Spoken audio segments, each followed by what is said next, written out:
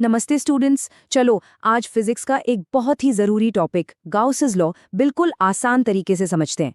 Tension मत लो, इस explanation के बाद ये टॉपिक एकदम क्लियर हो जाएगा और एग्जाम के लिए भी सेफ हो जाएगा।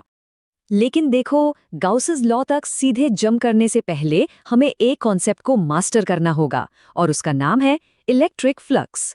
आप ये कह सकते हो कि इलेक्ट्रिक फ्लक्स गाउसेस लॉ को समझने का दरवाजा खोलने वाली चाबी है। चलो एक सिंपल सा सवाल से शुरू करते हैं।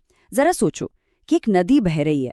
अगर आप उस बहते हुए पानी में एक फ्रेम मतलब एक चौखट को पकड़कर खड़े हो जाते हो, तो आप ये कैसे नापोगे कि उस फ्रेम के अंदर से कितना पानी बहकर जा रहा है? बस इस इमेज को अपने दिमाग में रखो।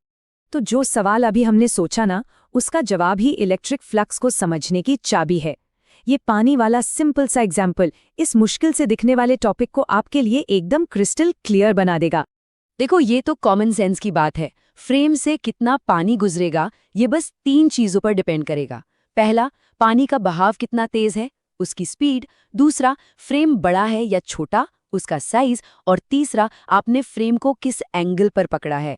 अगर आप उसे बहाव के बिल्कुल सामने सीधा रखोगे तो सबसे ज्यादा पानी पास होगा, और अगर तिरछा कर दोगे तो कम पानी गुजरेगा। है ना सिंपल लॉजिक। चलो आगे बढ़ते हैं। अब बस इसी लॉजिक को हम फिजिक्स में अप्लाई करेंगे। आपको बस इतनी सी इमेजिनेशन करनी है कि जो पानी का बहाव है वो असल में इलेक्ट्रिक फील्ड है, और जो हमारा फ्रेम है वो कोई भी सरफेस है। तो इस हिसाब से इलेक्ट्रिक फ्लक्स क्या हुआ? सिंपल भाषा में ये बस एक गिनती है, एक मेजर है कि भाई किसी दी हुई सरफेस से कितनी इलेक्ट्रिक फील्ड लाइंस गुजर रही हैं। बिल्कुल वैसे ही जैसे हम फ्रेम से गुजरते हुए पानी को देख रहे थे, यहाँ हम उस सरफेस से गुजरती हुई फील्ड लाइंस को एक तरह से काउंट कर रहे हैं। अच्छा, अब जब कॉन्सेप्ट का फील आ गया है तो चलो इसकी प्रॉपर ऑफिशियल एनसीईआरटी डेफिनेशन भी देख लेते हैं, जो एग्जाम्स में लिखनी होती है। एनसीईआरटी के हिसाब से इलेक्ट्रिक फ्लक्स, जिसे हम डेल्टा फाई से दिखाते हैं, through an area element delta S is defined as delta phi is equals to E dot delta S, जिसका मतलब है ई गुणा डेल्टा एस गुणा कॉस थीटा। यहाँ पर ये जो थीटा है ये इलेक्ट्रिक फील्ड ई और एरिया वेक्टर डेल्टा एस के बीच का एंगल है। अब इस फॉर्मूला को देखे घबराना नहीं है, ये असल में वही 3 बातें कह रहा है जो हमने पानी वाले एग्जाम्पल में सीखी। लेकिन सबसे जरूरी सवाल ये है कि ये फॉर्मूला आखिर काम कैसे करता है। चलो इसको एक एक करके स्टेप बाय स्टेप तोड़कर समझते हैं। इस फॉर्मूला के 3 मेन हीरो हैं। पहला है ई यानी इलेक्ट्रिक फील्ड, जो हमारी एनालॉजी में पानी की स्पीड जैसा है। दूसरा है delta S, the area vector, जो फ्रेम के साइज और डायरेक्शन दोनों को बताता है।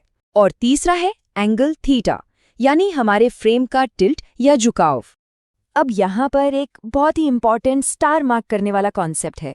हम बचपन से एरिया को बस एक नंबर, एक स्केलर क्वांटिटी मानते आए हैं, है ना? लेकिन फिजिक्स में खासकर यहाँ एरिया एक वेक्टर है। हाँ, उसकी एक डायरेक्शन भी होती है, और ये डायरेक्शन हमेशा सरफेस के 90 डिग्री पर, मतलब परपेंडिकुलर बाहर की तरफ होती है। इसे हम आउटवर्ड नॉर्मल भी कहते हैं।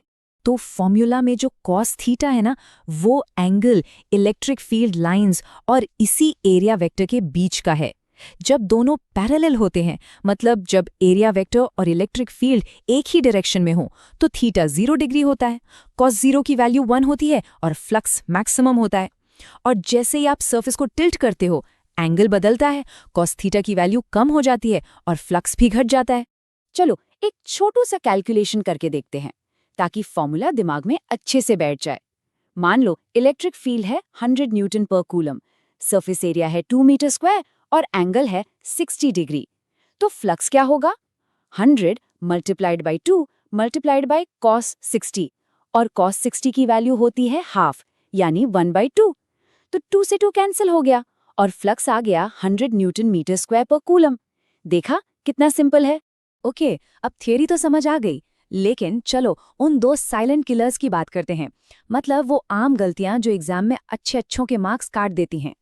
सबसे बड़ी गलत फहमी, ज्यादातर स्टूडेंट्स सोचते हैं कि एरिया तो बस एक नंबर है, एक स्केलर है। लेकिन सच ये है, और इसे हमेशा याद रखना, कि इलेक्ट्रिक फ्लक्स के कॉन्टेक्स्ट में एरिया इज अ वेक्टर।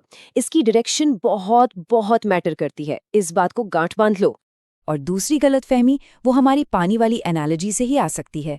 कहीं ऐसा ना हो कि आप ये सोचने लगे कि इलेक्ट्रिक फ्लक्स में सच में कुछ बह रहा है, कोई फिजिकल चीज फ्लो हो रही है। ऐसा बिल्कुल नहीं है।